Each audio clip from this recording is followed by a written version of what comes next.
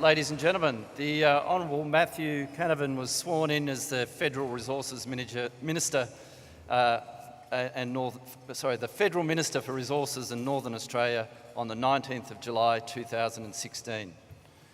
Matt grew up in Logan, just south of Brisbane.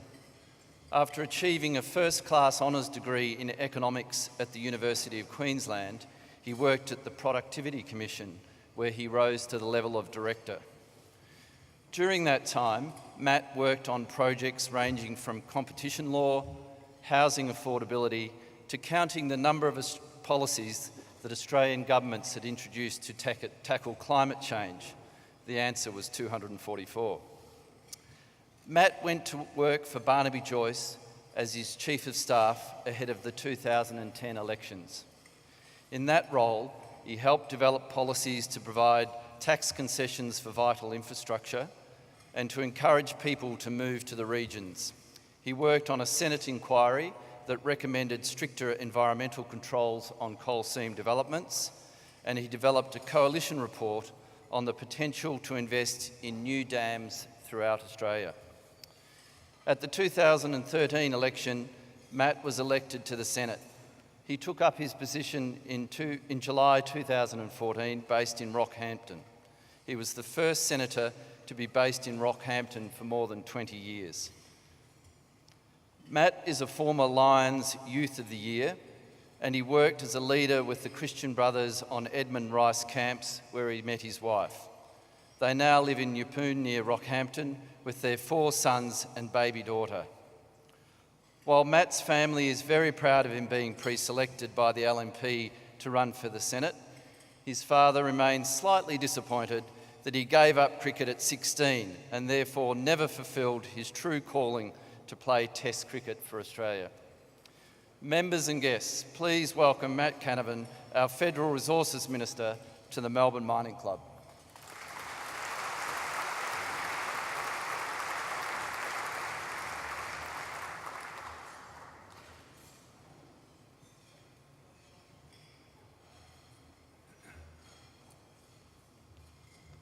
Well, thank you very much for that, John, and to Tim as well. Thank you to the Melbourne Mining Club for putting us on, and thank you to ladies and gentlemen for coming along on your lunch break. Can I also recognise Martin Ferguson, a former Resources Minister, Tanya Constable, the head of the Minerals Council, other distinguished guests, and I am looking at my table there, table 4 I think it is. I can see other people have got into the Christmas cheer and got the hats on, but no one on table 4 is wearing their hats, so we're obviously the boring table. But anyway, it is great to be here, and a fantastic day that I am going to spend a bit of time doing something which I don't normally do, which is read out from a speech, because there's a bit of policy content I want to get across to you today. But before I revert to that, I do want to just start with a bit more of a light-hearted story to keep you awake. A couple of weeks ago, there was some protests here in Melbourne and in other parts of the country. There's none today because it's not a school day for the private schools at least, but I took a bit of heat because I made a comment on Alan Jones that the only thing you'll learn going into a protest is how to join a dole queue. And I followed it up with saying that, well, you know, what kids really want to do is learn in school about how to build a mine and drill for oil and gas and do all those exciting things. Now, on reflection after I said, I thought I might have over-exaggerated that a little bit. I do have 5 kids, as John was saying, and I think, well, yeah, they probably are a bit excited about mining or what have you, but there are some things they'd prefer to do other than sit in school and learn about them. And I just came, just before getting here, I took the time to run over to EB Games, which was just over the road, and buy an Xbox controller for Christmas for one of my sons. And I was there thinking, yeah, he'd probably prefer to be on the Xbox than learning about mining. But on that Xbox, he can play a game called Minecraft.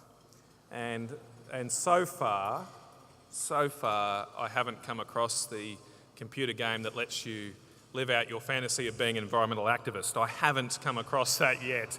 I'm still waiting for it. But my sons are into Minecraft. They love that. They might learn at school today how terrible things like coal are, but then they come home at night, and if you played Minecraft one of the things you've got to do is run around and look for black gold. One of the first things you've got to do is do that. So I think it's the greatest antidote to the green agenda taught in our schools, and it gives us hope for the future. And there is a lot of hope for the future because this industry, don't need to tell you, has been so important for our country, and it remains so. The most probably famous history of the mining sector, written by Geoffrey Rush, was subtitled The Rush That Never Ended. And I don't think it's over yet. I don't think that rush has ended. That book was first written, the first edition of that book was written in 1964, I think. A long, long time ago, 55 odd years ago. And we're still going strong. You know, since the mid-2000s, we must always remember that while people like to sort of comment and say the mining boom is sort of finished or over, the legacy is nowhere near over. Since then, employment's up by double, more than double. Production is up by more than double. Tax revenues have more than doubled. And most importantly for the average Australian, wages in this sector are up 70% since the mining boom started. My main message today, though, is there's no guarantee that is going to continue. That there is that we got to this stage, we achieved this because of the open and progressive policy settings we have as a nation that attract investment and support mining, and we must continue those settings, those policy settings, if we want to continue the economic success and growth that this industry provides. That's why earlier this year I established the Resources 2030 Task Force. The principal driving objective of that was to try to maintain or map out a plan to maintain those good policy settings for the decades ahead. The task force was chaired by Andrew Cripps, a former Queensland Resources Minister, and I want to thank him and his entire team for the excellent work they did. I think it's a very comprehensive and visionary report. Andrew is here today, and I would also like to recognise the other members of his team that I think are here. Mike, I know Mike's here, he's sitting at my table. Adrian Rourke is here, I've seen her. Will Robinson I haven't seen, but I think he's here. And Paul Flynn is definitely here, I saw him. So thank you to you all for your work. In response to that piece of work, the government is developing the first National Resources Statement for 20 years. I think it's an appropriate time to reflect and outline a new agenda for the resources sector. I want to today go through with you, if you like, the draft or workings of that response in detail, and then next week I will take to the COAG Resources Council the strategy for the states and territories to work on and to join us, and we'll finalise the statement early next year. I've always wanted this to be a collaborative and unifying approach. The development of our mining sector should be of shared national interest to us all, regardless of what political party we are in or level of government that we have. I want to, though, today map out the primary objective and vision of that statement. What I want us to achieve as the Australian resources sector is to be the best in the world. That should be our objective.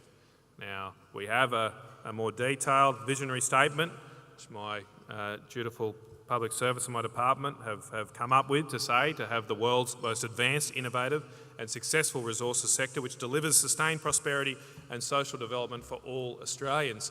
But basically that can be summed up to be the best. That's what we should be. We should be the best. We have some of the best minerals in the world, we have the best people, I think, in the world working in this industry, and we should deserve and have the best policy settings to support the best industry as a whole as well. Now, I already think, as I said, that we do achieve that. We achieve that to a large degree, and I want to take a little bit of time reminding us all of how much the mining sector does contribute to our economy. Together with the mining services sector, mining and METS account for over 10% of our economy.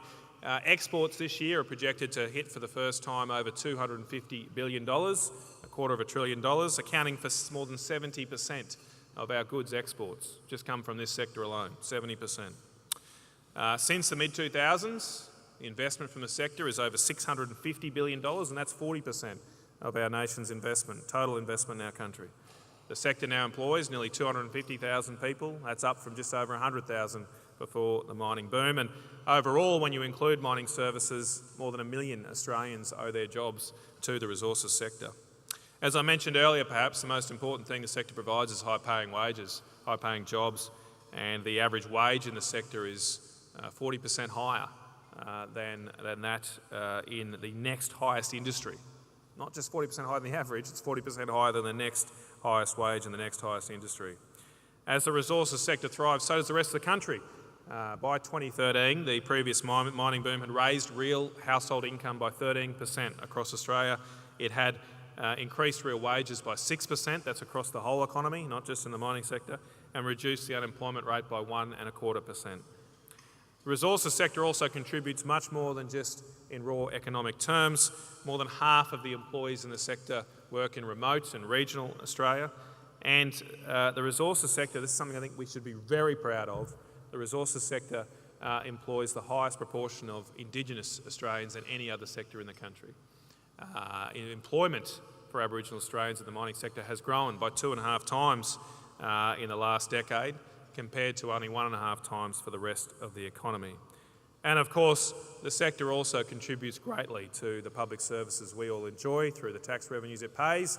Over $12 billion of corporate tax revenue, over $11 billion in royalties, and I know this week in Queensland, I believe royalties will hit an amazing figure of $5 billion for Queensland alone, including over $4 billion from the coal industry. On every measure, the importance of the resource sector has increased in the last 15 years, and this was because of those investments I mentioned earlier. As I said, this opportunity is not going away anytime soon. According to data from the Office of Chief Economist in my department, there are $275 billion worth of resources projects on the books right now in planning, some stage of planning. Not all of those will come off, of course, but if they did, they would create over 50,000 jobs in construction and 30,000 jobs in their operation. The challenge for us is to convert those opportunities, or as many of those, into reality. Right now, of that $275 billion, only $30 billion of it is committed. It's gone through the stages where companies have committed to the financing of the project. The largest category of that $275 billion, around $150 billion of that, is in what the Office of Chief Economists call the feasible stage. And that means that there's been some degree of feasibility studies or business cases that support further development, but finance has not yet been approved. If we can unlock that $150 billion, that's alone 30,000 jobs and 30,000 jobs in construction and 20,000 jobs in the operation of those projects. Over the last 5 years, as I've mentioned, the mining boom has come off the boil from an investment perspective, but we've been lucky as a country that the housing sector in particular has come along and increased its investment. Now, I'm sure those of you in Melbourne understand, and those of you who have come from Sydney also understand, that the property sector's coming off the boil a little. And it is time for us as a nation to look at what other opportunities we have to continue to support the 28 years of uninterrupted economic growth we are enjoying. And I think this sector provides perhaps the most prospective opportunity, particularly given the strong markets for commodities at the moment. So that's why our plan in this National Resources Statement will have at its heart the attraction of investment to build a stronger economy. I believe we must set a clear vision for what we are trying to achieve that brings along government, industry and the research sector as well to support this objective. As I mentioned at the outset, I want Australia's resources industry to be the best in the world. I want it to be the most innovative, the most successful, the most advanced resources sector which delivers enormous benefits to Australians. To meet this objective, I think we must remind ourselves of some axiomatic principles that we should be guided by in everything we do. I'm going to outline in more detail some specific policy initiatives the government is working on, but I do want to stress that at the core of all of those specific initiatives are some consistent principles that the government should map out so that investors, the business community can understand where we are coming from and that will not change even when governments change.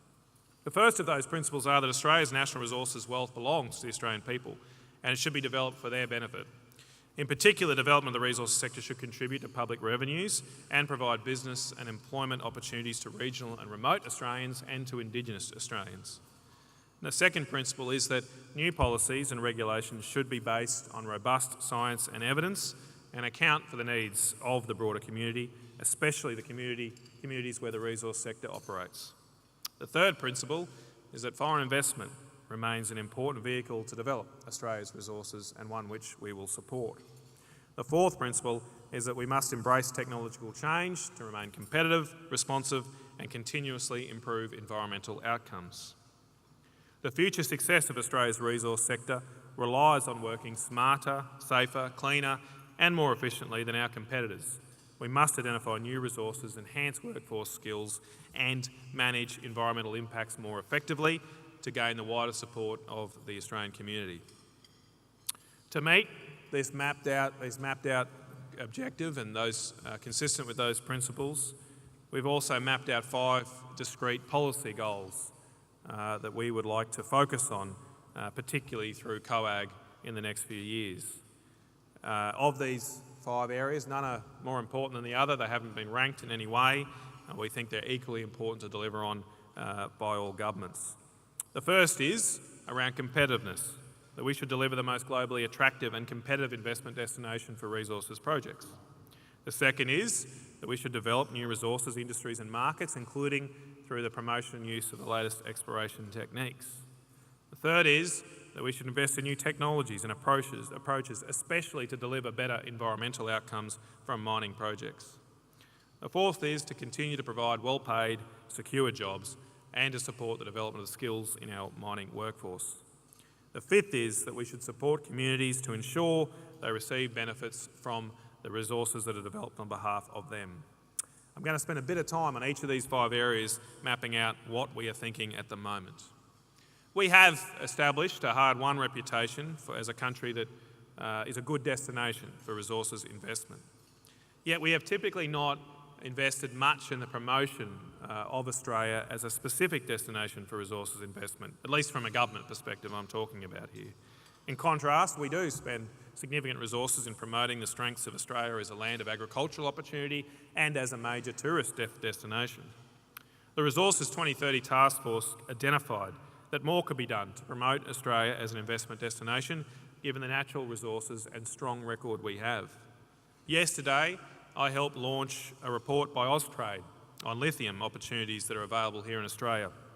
I think it is an excellent report and a template for more of what we should be doing to compete for global capital. There are also new opportunities to expand exports of our mining services industry, our fantastic mining services industry, and not just the exports of commodities. Since the mining boom, Australia's mining services sector has grown considerably. It is a real success story for our whole country. Many Australian mining service companies are already exporting their expertise overseas. Indeed, the met sector currently contributes more than $90 billion to the Australian economy, and its exports are $27 billion, which is highly impressive. Around 2/3 of all mining services or METS businesses are currently exporters. And those businesses can range from anywhere from $1 million to over $100 million in annual sales. Austrade expects at a macro level to see more mining service opportunities from exports, particularly given the global pressures on water management, corporate social responsibility, environmental management, digital, safe workplaces and automation. At a micro level, Austrade is continuing to expand the supply chain relationships we have with foreign major mining companies. This targeted initiative has already generated more than $20 million of mining services sales into South America in the last few years. These are just a couple examples of where we think we can better harness our trade and investment offices in government to better promote a brand Australia for the resources sector. We need to ensure that Australia has and is seen to have competitive business settings and regulatory frameworks to maintain Australia's position as a leading investment destination. One of the more useful suggestions from the task force is the establishment of a benchmarking process that measures and tests the policies of different jurisdictions and the Commonwealth across the resources sector. This is going to be a key discussion item at COAG next week, and I hope to get buy-in from states and territories on such an initiative. Taking advantage of increased demand for commodities will require the development of new energy and minerals basins. The opening up of new basins is always challenging given the upfront costs of developing infrastructure and the need for coordination between producers, investors and customers. Governments can help facilitate this process and support that development, and especially ensure that local communities benefit from these investments. We're already acting to invest $100 million in the Exploring for the Future program, which is all about trying to find a new major mineral discovery in Australia to open up new basins in the frontier. The Australian Government has also signed a Memorandum of Understanding with the Northern Territory in the past month to work together on developing the Beetaloo Basin, our first major shale gas basin opportunity in Australia. And I've already spoken to state and territory governments about expanding such cooperation to cover other opportunities across all of Australia, and also supporting the Uncover initiative over the longer term. Our country is a well-explored one, and to make new discoveries will require the application of more complex techniques. There is a role for government to play to help and assist, especially at the pre-competitive stage of development. The development of our mineral and energy basins has also often helped spur the development of downstream industries in metals, manufacturing, power generation or petrochemical industries. For example, the development of the bauxite in Cape York led directly to the development of Gladstone and its related aluminium industries. More recently, the mining boom, as I said, helped spur the development and growth in our mining services sector. As I previously mentioned, there will be new opportunities to develop further industries on the back of the development of new demand for new commodities, like lithium.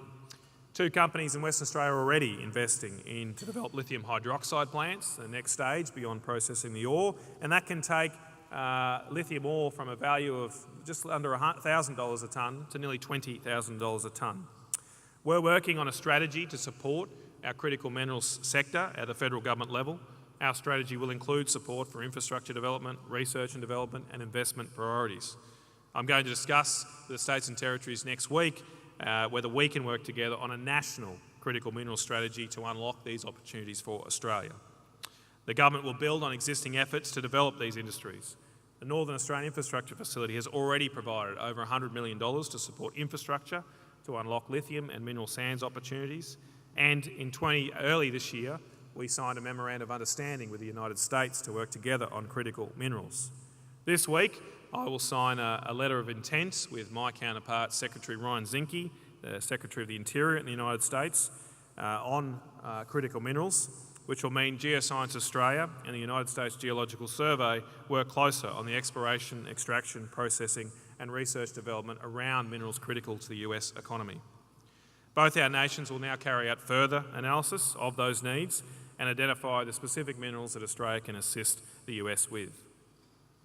We have a well-earned reputation for world-class data about mineral resources, and this has also helped us attract investment. However, through the Resource 2030 Task Force work, it became apparent that some data sources could be improved. I am supportive of such measures. Better data will help de-risk exploration and help explore for new basins.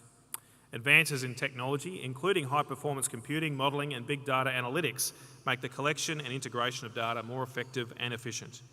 These tools will allow pre-competitive geoscience data to reveal a region's geological properties and potential. More effective use of that data is critical to unlock such opportunities. We see benefit in having a holistic long-term resources data strategy for the sector.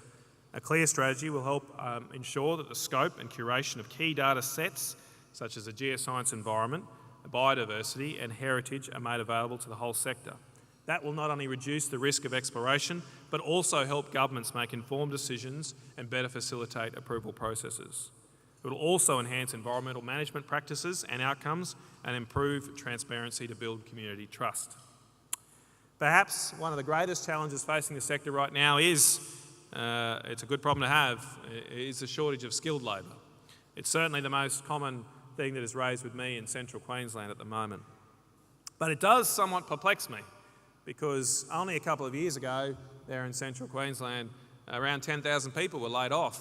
And so sometimes I ask local companies and businesses, well, why can't you call these people up and give them their jobs back? And the usual response from those businesses, those people don't want to come back. Now, to be blunt, that's not a great advertisement for the industry. And it does reflect that some workers don't feel like they've been treated all that well in the resources workplace environment. In my short time in politics, I've had to argue against 100% FIFO, the increasing casualisation of the workforce, and I don't think some of these practices are sustainable. I welcome the efforts of recently of some major companies to move away from such arrangements, and particularly to offer more permanent forms of work to Australians. Yesterday, the government announced that we would ensure that a right to convert to permanent work will be provided to all sectors of the economy, including the mining sector. This is in response to concerns about the casualisation of mining work and the fact that mining industry awards have not had the same protections that exist in some other awards. I know some will be concerned about this change, and the government will work to ensure that any changes are practically applied. However, I hope that we can unite around the need for the mining sector to deliver well-paid, secure employment. I know that many here in the industry are concerned around issues of social licence, and that also came up in the task force's report. Well, in my view, the best way to create a society, the best way to create the conditions to generate a social licence is to provide secure, well-paid jobs. That way people can plan for their future. They can raise a family, they can invest in their community, and providing such benefits is the best way of maintaining support in local mining communities. The emerging skills shortage will require joint efforts from industry and government in response. The task force recommended that we seek to map out skills shortages across the sector. I'm going to discuss with states and territories next week how we can best do that. I do think that's a good recommendation.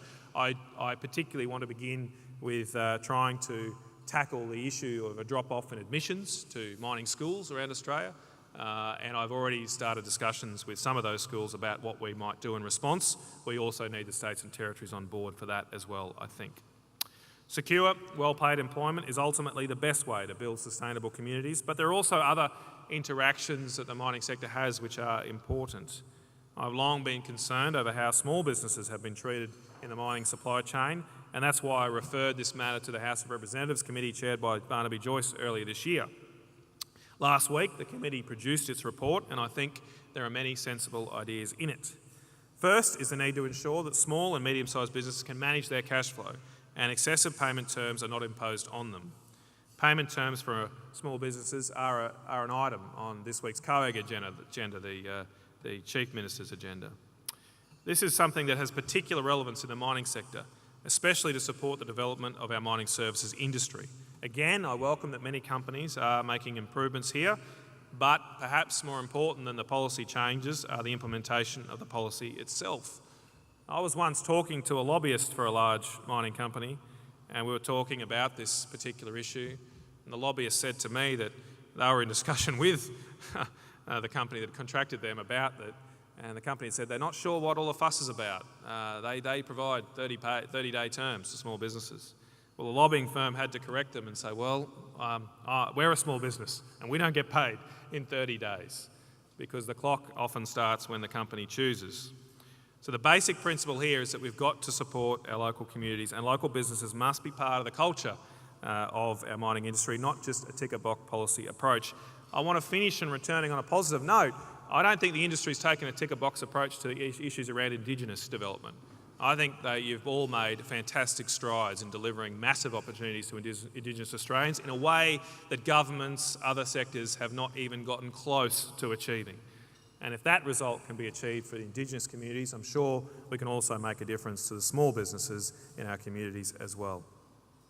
The task force felt that we should establish a code of practice around to help guide the best forms of community consultation and Indigenous development, and again, that's something I will take up with the states and territories next week.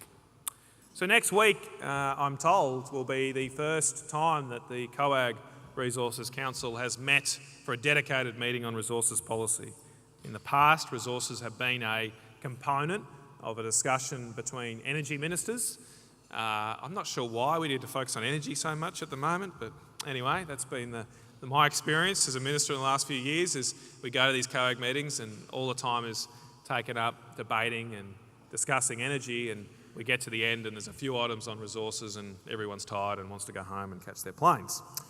But next week we have carved out a full day to talk about resources issues, and I'm thankful to report that the resources ministers, particularly of those states and jurisdictions where the resources industry is strong, are very keen on this, very keen.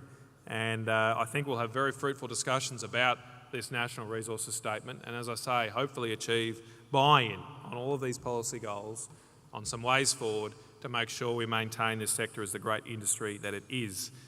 And I said earlier that I didn't want to rank any of those 5 policy goals that I outlined, but I do just want to finish on the last 2 around providing well-paid, secure jobs and communities. It's those last two priorities that are really what this industry is all about for me, because it's those things that are the ends, not the means. It is those things that makes this sector so fantastic. It is those things which provide fulfilling opportunities for so many young Australians. I don't want to see this rush end anytime soon. I don't think it will, as long as we maintain strong support for the sector and strong leadership from all levels in the industry. Thank you so much for having me along today, ladies and gentlemen, and God bless.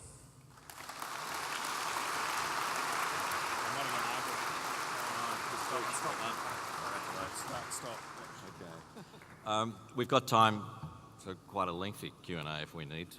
So, could I suggest? Okay. Hard to see. Okay. Oh yeah, there we are. Great. Minister, I'd wish you a happy Christmas with your family. 5 kids is a great number. Justin Peters from Lee Creek Energy. I'm the chairman of Lee Creek Energy. It's interesting, the Fraser Institute recently ranked Victoria, New South Wales and Northern Territory as the bottom 3 ranking places to take mining investment, even below, incredibly, the Democratic Republic of the Congo. 10 years ago, I was involved in the sale of the coal mine to Adani. And we sat down with the then Premier, and Adani asked the Premier how many years it would take for the approvals to occur. And he was told by the then Premier 3 years. That's 2008. Here we are at 2018, they're still fighting court processes against the lawfare from the environmental activists. You already mentioned this earlier in your speech. I'm attracting $2 to $3 billion from Chinese investors whose, bizarrely, major concern is sovereign risk from South Australian or Australian government departments. There were 2 simple, I'll get to the question, there were 2 simple ways you could resolve this. I'm concerned that my question might be redundant considering we have an election coming up in May, but I note that the former Minister, Martin Ferguson's here, and I know that what his views on this issue were as well. And that is, all you had to do to stop the lawfare from environmental groups was to make the standing that you were directly impacted by a project rather than indirectly affected by a project, and then you reduced the lawfare concern of all the companies. And the second area was that when an environmental activist group failed in court, punitive damages were available rather than costs. You could retrieve 60% of your costs, but punitive damages would stop vexatious legal claims. They are 2 very simple solutions for the majority of us companies that are working in this environment. If you haven't looked at it, I'd ask you to look at it. I'd ask you to consider it seriously, because it is a great solution for our companies. Thank you. Thank you very much for the question. I just missed your name, sorry. I know you mentioned it, and Justin Peters, Chairman of yes, Lee Creek Energy. Yeah, I got the Lee Creek. Thanks, Justin. Appreciate that. Look, 2 very important issues you've raised. On the first one on standing, I think it was Section 387 or 487, I can't quite remember, the EPBC Act, that where those provisions exist. The Liberal National Government did adopt as a policy to make the change that you suggested to restrict standing under the EPBC Act to the normal legal requirement to have a direct or to be directly affected by the matter at hand. We weren't successful in achieving support in the Senate for that. I don't think there's going to be the opportunity to be successful on that issue anytime soon in the Senate.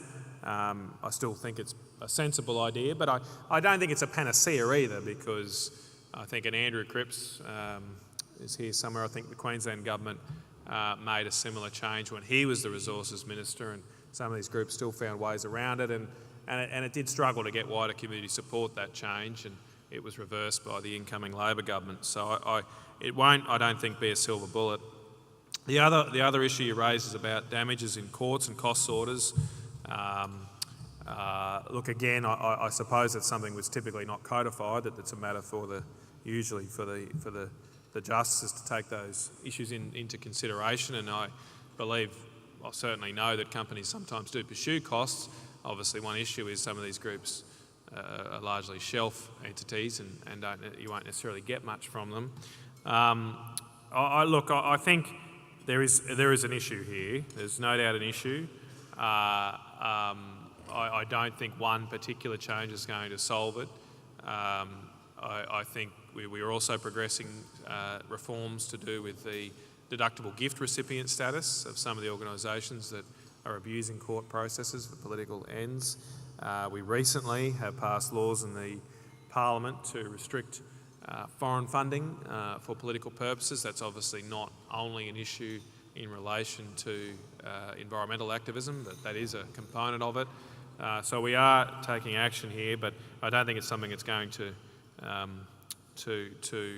be easily solved. I still think, and I do want to focus on the positives. You mentioned, I know, the Fraser report, and we've got a lot to do there, certainly some jurisdictions, but I want to focus on the positive here. There's still a lot of investment happening. Most projects, and I'm confident, including the Adani project, will ultimately succeed and work through those processes.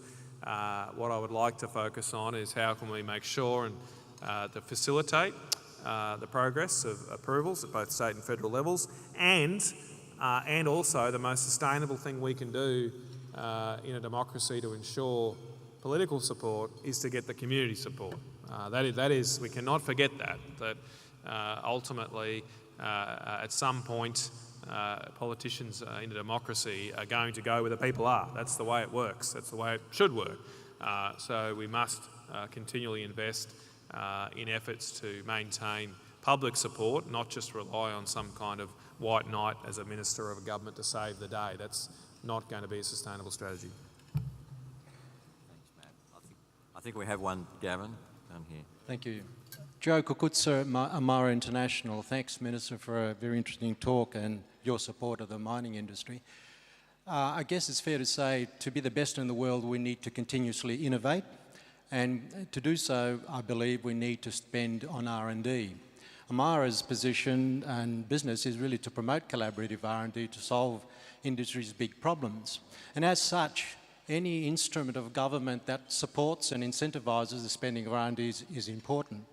I note that the Senate inquiry on the tax bill is now going to be reporting in February rather than as originally planned in December. I think it's fair to say that there's a lot of confusion and consternation about the government's changes to the bill. Do you care to explain how the government's proposed changes are going to, in fact, increase expenditure for both small and big companies that will enable us to innovate and therefore be the best? Well, thank you, Joe, and thanks to Amira for all the work you have been doing, particularly on the Uncover initiative that I mentioned earlier. Maybe just to give a quick, brief background for those that aren't aware, the government has announced changes to the R&D tax incentive. I think that's what you're referring to, Joe, and associated legislation with it. Those changes come after a very detailed review that was conducted by Alan Finkel and Bill Ferris, along with someone else which also had a last name ending in F. I just can't recall, but we call it the 3 Fs report. They took a long time on that report and suggested ways to reform our R&D settings, which are very generous in terms of what they provide to businesses, but the report found that they could be better focused and targeted, particularly at those businesses that do more intensive R&D and not simply fund what we obviously want to achieve is not just to fund business spending that would have occurred otherwise. Now, their report recommended that we should put a cap of $2 million on those businesses that aren't making a profit for what they could deduct. We ultimately finalised on a figure of $4 million. Now, I'm well aware of some complaints and around the restrictiveness of that change, particularly from some in the mining sector. I've been working closely with those businesses to work through their issues. A lot of those issues are in transition to the new scheme and relate to sometimes past expenditure that was in expectation of certain R&D tax settings. You mentioned the legislation is coming back, or the committee's not reporting till February. We have a sum total of 2 sitting weeks in the Senate post-February before a possible May election. So, I mean, the government remains committed to those changes, but it's going to be difficult, obviously, to progress those through the legislative agenda we have before an election. Now, more broadly, though, you asked how will these changes assist? Well, it's not just about capping expenditure there at that $4 million level. Other changes also provide a higher level of R&D tax deduction to those businesses that are investing a bigger proportion of their business, their turnover, in R&D. So our view is we should be encouraging those businesses that are doing more R&D rather than less, and while this will still be a proxy, it'll ultimately be a better measure of targeting the assistance to those businesses that are actually investing in things that are research and development, not just normal business. Is it Bob? Bob Gottliebson, Australian. Will you raise at the COAG meeting the development of Victoria's immense natural gas and water reserves that don't require fracking? Thanks, Bob. Well, we do every time. We have a COAG agenda item, a standing item on the National Gas Supply Strategy, which does seek support of all jurisdictions to sensibly develop their gas resources and provides support from the Commonwealth level, from the CSIRO in particular, to help states and territories develop those resources. Unfortunately, I believe this is correct that Victoria have not signed up to that strategy or have pulled out. They certainly pulled out last year, and I think they remain a non-signatory to that strategy. So it will be raised again, Bob. Look, we've just had an election here, though, in Victoria, and the government's been elected on a mandate to continue the moratorium on conventional gas and indeed institute a constitutional ban on fracking. I think it's very unfortunate, but there's a lot of work to do here, obviously, to turn that around. The next focus should be for us to try and argue for sensible policies post-2020, which is when the moratorium is due to conclude on conventional gas, so that's not too far away. I've had plenty of constructive and sensible discussions with the former Resources Minister Tim Pallas, and I'll take it up with the new Resources Minister next week if she is sworn in time. So look, we'll keep banging that drum, Bob. The federal government's been consistent in its support. For those jurisdictions like Northern Territory, who have, I think, made the right decision, we've been all stops. We've been out there supporting them, helping them move, helping them get along with it, seconding staff, so we'll just do everything we can to develop our nation's gas resources. And we have time for one more, I think. I think we're right. We're right, are we? Yep. Okay. Okay, thank you very much. There's one over there, but you said there's not. Okay, there is one more. Yeah. Okay. G'day, Campbell Alder from Morgan Stockbroking. China's fuelled the demand for most of our resources recently. Who do you see as the next markets to come in? India, other Asian nations, Africa? Great question, Campbell. Look, I continue to think, obviously, our traditional markets remain very strong, and there still remains growth opportunities in those as well.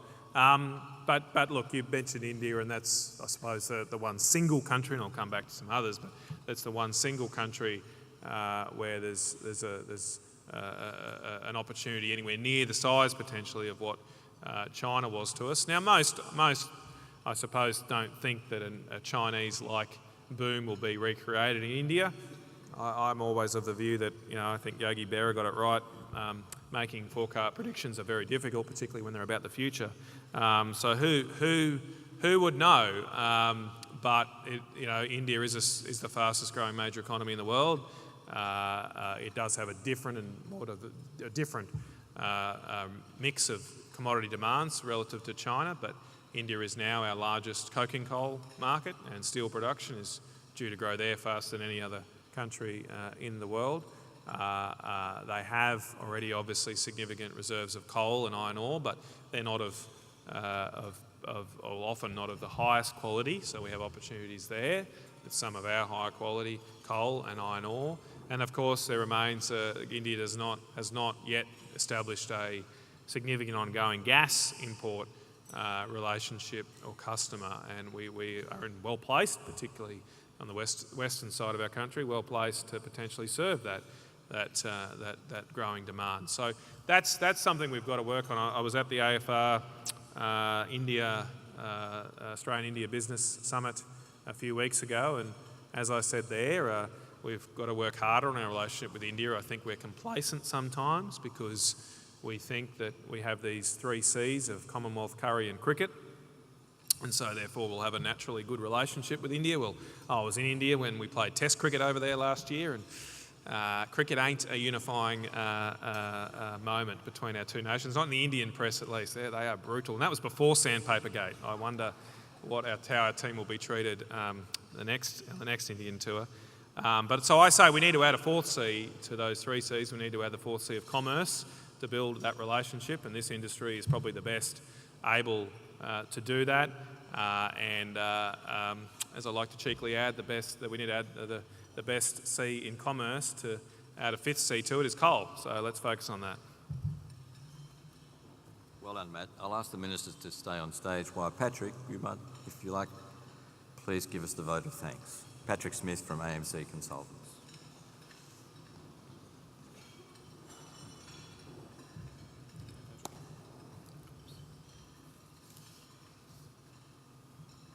Thank you, Matt. Thank you for joining us today and sharing your thoughts on the Australian resources sector.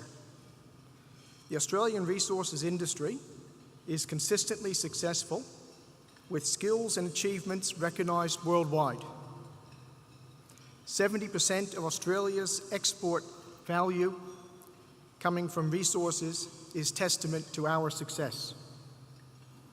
A key takeaway for me is the current development of the National Resources Statement and next week's COAG meeting focused on resources. Government alignment, both state and federal, in setting policy frameworks and supporting the resources industry to achieve even greater success will be great for the industry, great for all of us within the industry, and great for Australia. Members and guests, please join me in thanking Matt.